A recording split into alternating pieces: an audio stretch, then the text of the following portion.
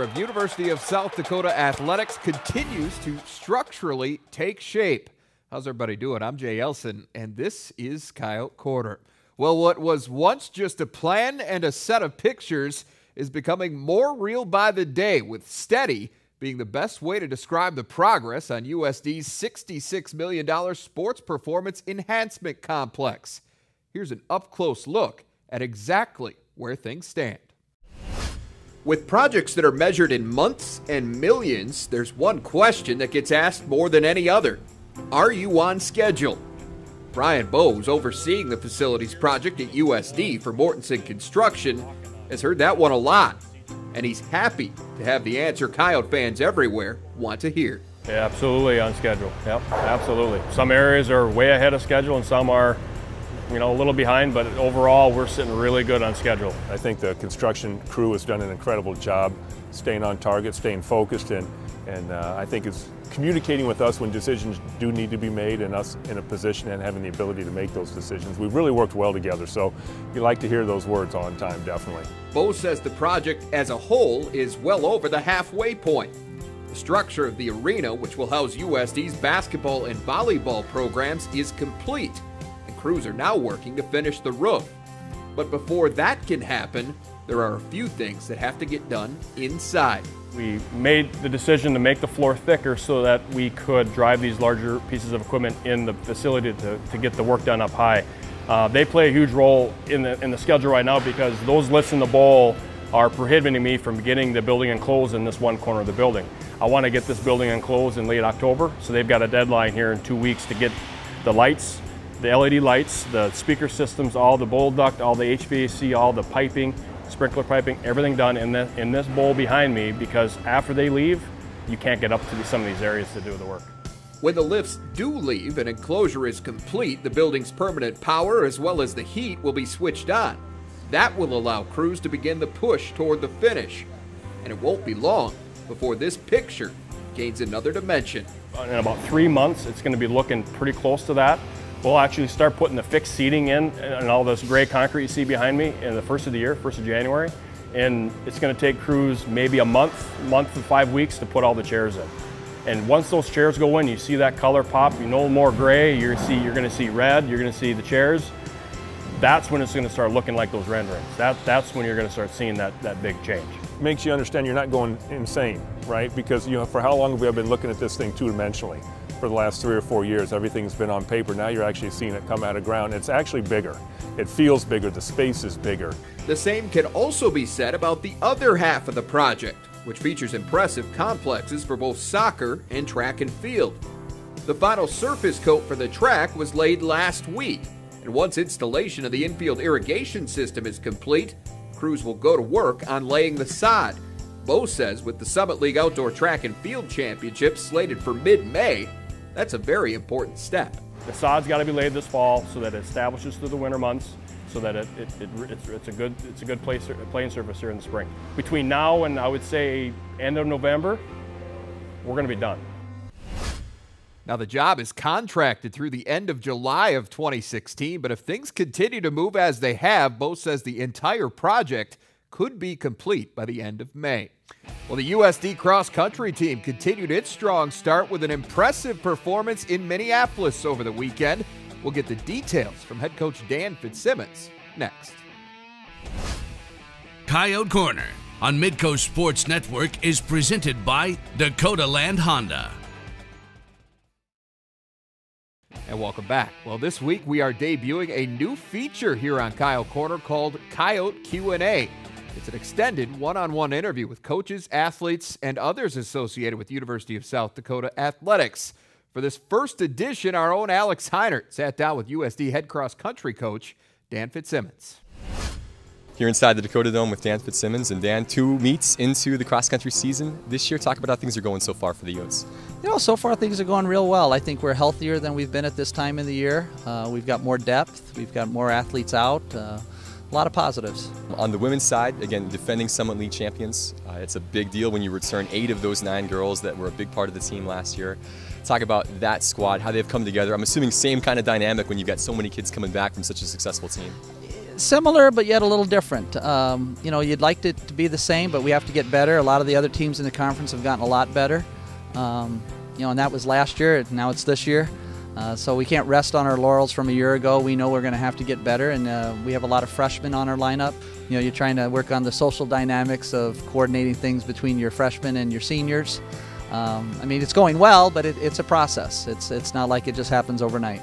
You talk about some of those outstanding kids, Amber Eichhorn, Kelsey Barrett, you've got Kate Wetstein, you've got these girls that have been running at this high level for the last couple of years. What has made that group of upperclassmen so special for your team? You know, they just have stuck with it. You know, they've had their ups and downs. They've stuck with it. You know, they all train a little differently. Their strategies on race day are a little bit different. They're not cut of the same cloth by any means, but when the gun goes off, you can count on them. And, you know, we count on them heavily. I mean, the strength of our women's team is our first 3 runners. And, you know, we're trying to balance that with trying to get our 4th and 5th a little bit closer to the front. To be successful as a team, we do need to narrow our gap from 1 through 5. On the men's side, finished 3rd last year in conference, picked to finish 3rd again this year. You're led by a guy you mentioned earlier, Mubarak Musa. Talk about that men's group of guys and where they're at so far this year. You know, very similar, you know, situation as the women. Mubarak and Isaac Allen are seniors, and they're a 1-2 punch, and they were in the top 6 at the conference meet a year ago, so we know they can kind of lead us. It's just a matter of figuring out who 3, 4, 5 are and whether they can finish with a reasonable time gap to score some good points for us at the conference meet. If we can kind of make a little noise, I think that'll really bode well for the future for us, and that's kind of the plan. I mean, we know we're not the favorite, but at the same time, we're not going in there thinking we don't have a shot. You did make a little noise this weekend at the Roy Griak Invitational up in Minneapolis. Mubarak Musa finishing 9th. I mean, that's a top 10 finish in a major meet with teams from all over the country coming in. A couple of girls finishing in the top 20. Talk about that meet and what that's going to mean for confidence moving forward for this team. Well, you know, unfortunately, the finishes are great, but if you were there, it was even better because I'm out on the course and naturally I can't keep up with them. And I saw them go through the mile. I saw them go through the 3K, and all of a sudden I start hearing that's Mubarak Musa moving up towards the lead with 2 Colorado State runners and a, you know, Southern Utah runner, and well, that's pretty cool. I mean, we haven't had someone contending for first, so even though, you know, he made top 10 and it was a great performance, he was actually trying to win the race, which to his credit, that's a tremendous effort. Same is true on the women's side. Amber Eichhorn was leading at one time and Katie was right behind her. They had their best finishes. Musa just missed, I think, our school record on the course. And the 2 young ladies actually, I think, are the first 2 to ever break 22 on the course for us. So exceptional performances, but, you know, you talk to them and they were like, we had our shot, we were almost there. You know, but I mean, we're real proud of what they've done. Last thing for you, speaking of championships, USD hosting the Spring Track Championships outdoor season in Vermilion. That's a big deal with the new track facility that's going up. Talk about what that facility is going to mean, obviously for this cross-country program, but also for the work you do with Lucky and Dave on the track side. Well, it's going to mean everything. I mean, Lucky and I keep joking around in the office because, well, all of us sneak out there every morning, every afternoon. I could drive by before I go home at night just to see the progress, but you know, it's a dream come true. You know, it kind of reminds me a little bit of Field of Dreams. If you build it, they will come.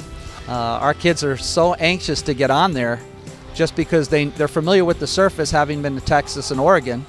You know, and if we can get on that surface, it's a softer surface, and it's great for training, it's great for racing, and we're just anxious to get on it. They just better get that fence up quick because I'm not too sure. Some people might try and sneak out on it before it's complete. People excited, I'm sure, all across Vermilion. Hey, Dan, thanks so much for joining us on Coyote Q&A. Best of luck this season. Hey, my pleasure. Thanks, Alex. Well, the USD cross-country teams return to action this Saturday in Brookings at the SDSU Classic, but they won't be the only fall athletes at work. We'll update you on how things are going for Coyote volleyball and soccer when we come back. Coyote Corner on Midcoast Sports Network is presented by Dakota Land Honda. Well, after an outstanding 12-4 Summit League campaign last season, Leanne Williamson and USD Volleyball were tasked with replacing 3-star seniors this fall, including 2-time All-American Kendall Crittenbrink. Not an easy task, but it's one the Yotes are taking on as a team. You can't replace a a player like Kendall. You know, she scored at a very high percentage for us last year, and she was very unique, and we don't want to replace her. You know, we want to figure out, you know, how we can have success without her. And I think every player on the team really stepped up because they knew that we were losing a player that scored a lot for us. Even with a variety of untested faces in the lineup and a difficult non-conference schedule, the Coyotes are sitting at a respectable 6-9 record. And even though they're a different club than last year, different is not always a bad thing. I think our defense is a lot stronger than it was last year. It's something that we focused on in the spring season and definitely brought to the table right away day one of preseason. We're a lot more spread out offensively, and that makes us a little bit harder to defend. Our middles are more involved, so teams are having to defend us in multiple ways instead of being able to key in on some of our main hitters like they could last year. So we've been pretty happy with the progress that we've made offensively and defensively, but you know, we definitely have some work to do still. Like volleyball, the USD women's soccer team is in the midst of replacing a strong senior class from a season ago. But even though the team sits at 3-7 after the non-conference schedule, head coach Mandy Green has seen improvement and promise from her squad. Even though this group is really young, they have learned a lot, and through playing games, which has been great, is our young ones have gotten on the field a lot this year. So while we have had kind of a lull without our senior class there, as the season's gone on, game by game, we're figuring it out, and our young ones have gotten that really great game experience early in the season. They're starting to step up big for us now. USD Soccer opens up Summit League play this weekend in Vermillion. They'll host Oral Roberts on Friday and Denver on Sunday. Well, when we come back, it's time to get back to football. Andre Fields will join me next for a special bye-week edition of Saturday Storylines. Coyote Corner on Midcoast Sports Network is presented by Dakota Land Honda.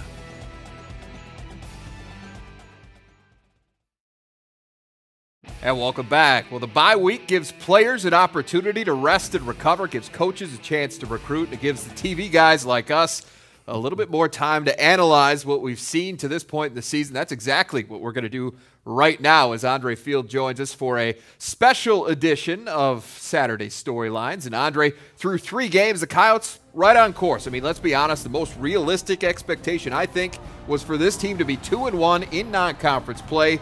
And they did it. Have things been perfect? No, but they've done a lot of things well, and they are headed in the right direction as they get into conference play. Yeah, and this is the best spot for you as you go into the conference. You get a bye week where you can assess what you've done well, maybe some things you need to work on.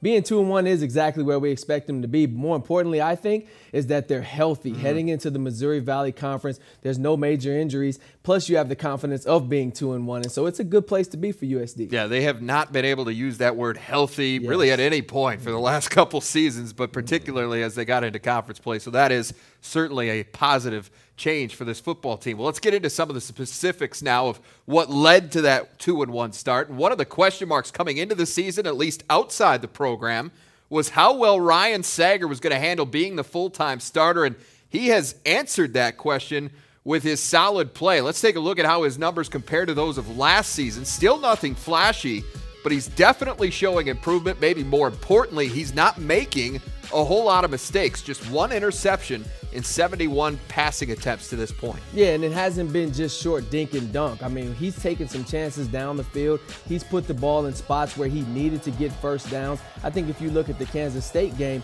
he came out of that game looking really pretty with his numbers, and this is against a Big 12 defense. So up to this point, Ryan Sager has been exactly what we expect him to be, kind of a game manager, but not just somebody who's just going to dump it off or turn around and hand it off. He's going to make plays when he needs to, whether that's through the air or with his feet. Yeah, and I think we saw that in the last game against Drake, the ability to stretch the field a bit, which we talked about last week on the show, just how important that is to put that on film so that other teams see that you can do it. On the other side of the ball, 3 games in, it looks like the switch to the 4-3 defense was absolutely the right move. The numbers don't lie. A year ago, the Coyotes were last in the Valley in scoring defense, total defense, and rushing defense. Right now, they rank 1st, 3rd, and 2nd in those same categories. What a difference a scheme can make. Yeah, I guess so, right? Because going from the 3-4 to 4-3, I thought the biggest key was going to be, can the players fit into the scheme? Can you have guys that are usually ends move inside? Can you have linebackers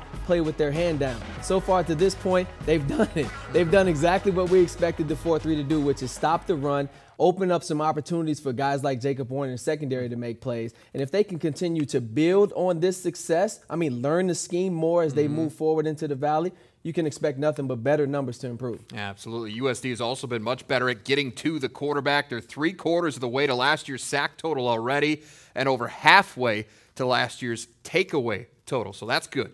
Finally, we've been talking since spring ball about the Coyotes' renewed commitment to special teams, which had been a real liability for this team over the past few years. Marquise Williams took over as special teams coordinator, really went back to the basics, focused a lot on the fundamental aspects of it. And let's start with the coverage units. Things got off to obviously a rough start at Kansas State, but since then, they've been much, much better, and that's led to some awfully long fields for their opponents. Yeah, and that is the biggest key in a football game is field position. That is football. If you can have teams going long distances, not only is that a mental strain on the offense, it's a mental boost for the defense. It can give offenses and defenses time to rest. So yes, field position is a big, big factor, and it's a good thing it's going in USD's direction right now. We're going to see if these early season trends continue in conference play. Well, the Coyotes are set to open up conference play this Saturday against Youngstown State. We'll preview the D-Days matchup with Bo Pelini and the 10th-ranked Penguins when we come back. Coyote Corner on Midcoast Sports Network is presented by Dakota Land Honda.